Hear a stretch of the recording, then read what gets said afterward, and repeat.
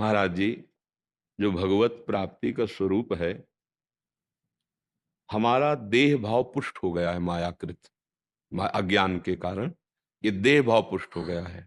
मैं पुरुष हूँ, मैं स्त्री हूँ, मैं उत्तम हूँ, मैं अधम हूँ, ये देह को लेके पुष्ट हो गया। ये देहाभिमान के कारण ही कर्ता भोक्ता भाव, इसकी पुष्टता हो गई। कर्ता भोक्ता भाव की पुष्टता के कारण विषयों का संग्रह, विषय भोग में रुचि हो गई। यही हमें हृदय में विराजमान प्रभु से विमुख कर दिया। अब इसे लौटना होगा। जो मना खष्टान इंद्रियाणी प्रकृति स्थान कर सती, अब इसे प्रभु की तरफ मोड़ना होगा। जैसे अभी प्रभु से विमुख होकर जीव विषयों में भटकता रहता है, अब विषयों से विमुख होकर प्रभु के सन्मुख हो, क्योंकि वो हमारे हैं, हमारे थे, हमारे रहेंगे, हमारे प्रीतम है, हमारे प्राण प्यारे हैं, हमारे अंशी हैं। चित्त की वृत्ति का निरंतर अपने आराध्य देव के चिंतन में एक एक वृत्ति तन्मय रहना हृदय में भगवत साक्षात्कार का सबसे बड़ा साधन है। यही साध्य है। क्रियाएं भगवत समर्पित हो। तनुवांग मनोभिर अमलई सोहम तवई वाश्रिता। मेरा शरीर, मेरी वाणी, मेरा मन अमल, अर्थात कोई कामना रूपी मल नहीं, केवल भगवत प्राप्ति, केवल भगवत तत्व का अनुभव, केवल भगवत प्रेम। तो सोहम तवई वाश्रिता, मैं स्वयं अपने मन वाणी शरीर से आपका शरणागत हूं, आपको समर्पित हूं। हमारी इंद्रियां, हमारा मन, हमारा शरीर यदि हमारे आराध्य देव के प्रतिकूल चलता है तो हम शरणागत नहीं हैं। आराध्य देव क्या चाहते हैं? ये संतों के मुख से, गुरुजनों के मुख से, गीता जी भगवान का साक्षात श्रीमुख से निकला हुआ वचनामृत है। शास्त्रों में भगवान जो विधान किए उसके अनुसार चलना श्री कृष्ण अनुकूल्यन है, और जो भगवान निषेध किए हैं वो प्रतिकूलस्य वर्जनम है, उसे रोकना है। यदि हम अपने वचन, अपनी शरीर की चेष्टाएं और अपना स्वभाव प्रभु के अनुकूल बना पावे, तो हम प्रभु के अनुकूल कैसे बनाएं? हमें तो पता नहीं उनको क्या अनुकूल है। तो गुरुदेव प्रभु रूप में आए हैं। बन्नो गुरुपद कंज, कृपा सिंधु नर रूप हरि, महामोह तम पुंज, जासु बचन रवि कर निकर। जिनके श्रीमुख से निकले हुए वचन सूर्य के समान प्रकाशित होकर अज्ञान अंधकार को मिटा देते हैं, और हृदय रूपी गुफा में जो छुपे हुए प्रभु हैं उनका साक्षात्कार करा देते हैं। उन गुरुदेव के वचनों के अनुसार चलना, अगर ये हमारे जीवन में आ जाए तो सबसे बड़ी आज्ञा भगवान की है। अनन्य चेता सततम यो माम स्मृति नित्य सा। अनन्य चिंतन, सब साधन कर यह फल सुंदर, प्रभु पद पंकज प्रीति निरंतर। अगर हमारे हृदय में हमारे आराध्य देव का निरंतर चिंतन चलने लगा, अब भगवत प्राप्ति दुर्लभ नहीं, तस्याम सुलभा पार्थ, सुलभ हो गया। सुलभ उसके लिए जिसका चिंतन अनन्य हो गया। सारी लड़ाई चिंतन की चलती रहती है। देखो, क्रियाएं भागवतिक हो, चिंतन संसारिक हो, तो आनंद का अनुभव नहीं होगा। क्रियाएं संसारी भले हो, चिंतन प्रभु का हो, तो परमानंद में डूब जाएगा। प्रधान अंतः में भगवत चिंतन है।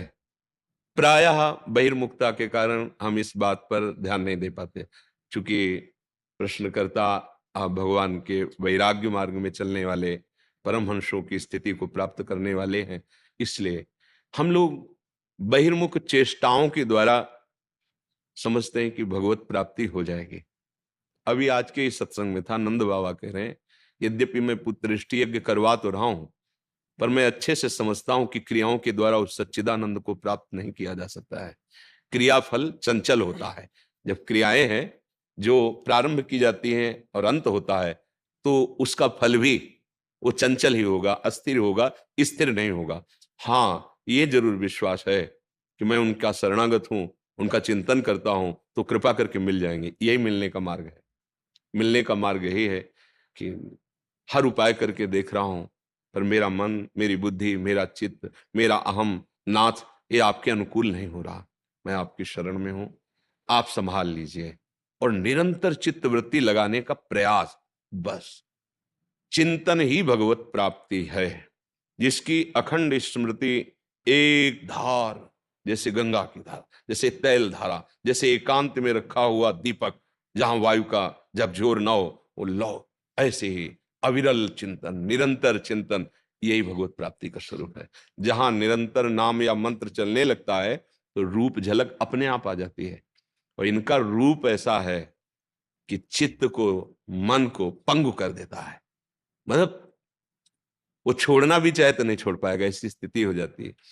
विरह कमंडल कर लिए बैरागी दो नैन, मांगत दरस मधुकरी और छके रहते दिन रैन। रहस्य, मांगत दरस मधुकरी, तो फिर छके कैसे रहते हैं? बोले यही प्रेम का स्वरूप है। तन मन के बिछुरे नहीं, पर चाह बढ़े दिन रैन, कबहू संजोग न मानही, देखें भरी भरे नयन। अब उसे भगवत प्राप्ति कोई अलग से नहीं होती। जैसे हुआ ना, आए दर्शन दिए चले गए, वो तो शकामी भक्तों के पास। लेकिन प्रेमी भक्तों से ये दूर नहीं होते, ये तो बस जाते हैं, नेत्रों में बस जाते हैं, हृदय में। जाहि न चाही कबहू कछु, तुम सन सहज सने, तो बसो निरंतर तासुर सुराउर निजगे। आप उसके हृदय में निरंतर वास करो। कैसे? जैसे अपने घर में रहा जाता है। आयो, दर्शन दिए, वरदान दिए, चले गए, ये सकामी भक्तों के लिए। प्रेमी भक्तों के तो अधीन अजित को जीत लिया, जिसके हृदय में भगवत प्रेम आ गया। अजित भगवान विश्वंभर को अपने अधीन कर लिया। वो कहते जहां जहां मेरा भक्त चरण रखे, तहां तहां रखूं हाथ, पीछे पीछे मैं फिरूं, कभी न छाड़ू साथ। भगवान कह रहे निरपेक्षम मुनिम शांतम निर्वैरम समदर्शनम अनुब्रजाम्यहम नित्यम पूये यत्यंगुरेणु भी। जो निरपेक्ष है, किसी की अपेक्षा नहीं, वस्तु व्यक्ति स्थान किसी की अपेक्षा नहीं। मुनिम, जो निरंतर मननशील हैं, भगवत चिंतन परायण है। शांतम, हर द्वंद्व में जिनके हृदय की स्थिति एक रस रहती है। ये नहीं कि सम्मान हुआ तो हर्षित, अपमान हुआ तो शोकित, लाभ हुआ तो हर्षित, हानि हुई तो शोकित। ये भक्तों, ये संसारी पुरुषों में होता है। जो शांतम, अगाध समुद्र की भांति गंभीर, कोई भी क्रिया उनके हृदय में हलचल पैदा नहीं करती। मुनिम शांतम निर्वैरम, त्रिभुवन में एक भी शत्रु जिसका नहीं है। अजात शत्रु, भगवान का भक्त अजात शत्रु होता है। शांतम निर्वैरम समदर्शनम, जो सब में अपने प्रभु को देखता है, सब जगह एक तत्व का अनुभव करता है। ऐसे भक्तों के पीछे मैं डोलता हूं कि उसकी चरण रज मेरे ऊपर पड़ जाए और मैं पावन हो जाऊं। ये भगवान के वचन है।